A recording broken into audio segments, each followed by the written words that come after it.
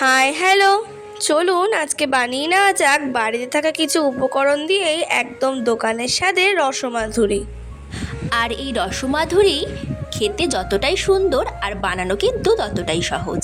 আমি কিন্তু প্রথমেই কড়াই 1 কাপ পরিমাণ জল দিয়ে দিলাম, আর তার মধ্যে দিলাম 1 টেবিল চামচ ঘি। এবার দিয়ে দেব 10 টাকার প্যাকেটের একটা আমুল দুধের পুরো প্যাকেট।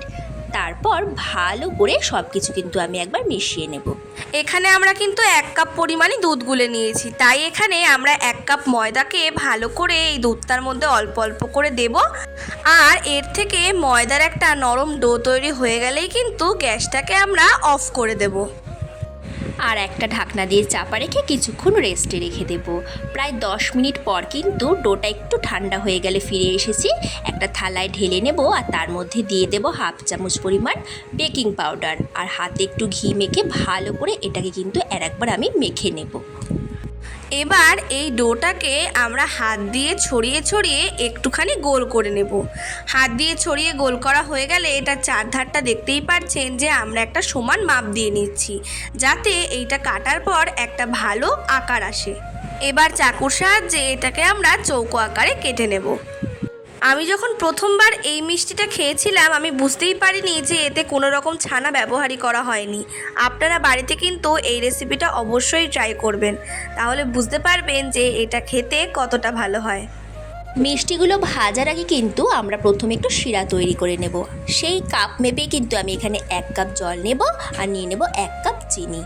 তারপর একটু সময় নিয়ে একটু আঠা আঠা হয়ে আসা পর্যন্ত জাল দিয়ে এটাকে কিন্তু একটা শিরা তৈরি করে নেব। শিরাটা হয়ে গেলে আমরা এটা নামিয়ে একটা কড়াই বসিয়ে দিয়েছি। এবার এর মধ্যে আমরা দিয়ে দিলাম কিছুটা তেল। তেল দেওয়ার পর তেলটা হালকা গরম হয়ে এলেই আমরা এর মধ্যে আমাদের গড়ে রাখা মিষ্টিগুলোকে দিয়ে দেব। এখানে মনে রাখতে হবে মিষ্টিগুলো কিন্তু একদম লো ফ্লেমে লাল করে ভাজতে হবে। ফ্লেম বাড়ালে কিন্তু মিষ্টির ভেতরটা ভালো করে কুক হবে না। এই মিষ্টিটা কিন্তু একটু সময় নিয়ে ভাজতে হবে। মিষ্টিটা যদি ভালো করে ভাজা না হয় তাহলে কিন্তু এই মিষ্টির স্বাদটা একদমই নষ্ট হয়ে যাবে। তোমরা দেখতেই পাচ্ছ আমরা কতটা কম আছে কিন্তু এই মিষ্টিগুলোকে ভেজে নিচ্ছি। এইভাবেই কিন্তু লাল লাল করে ভাজা পর্যন্ত অপেক্ষা করব। তারপর হয়ে গেলে তেলটা ভালো করে ছেঁকে তুলে নেব। আবার এই তেলটা পুরোপুরি ঠান্ডা করে পরেরগুলো কিন্তু আবার ভাজতে দেব।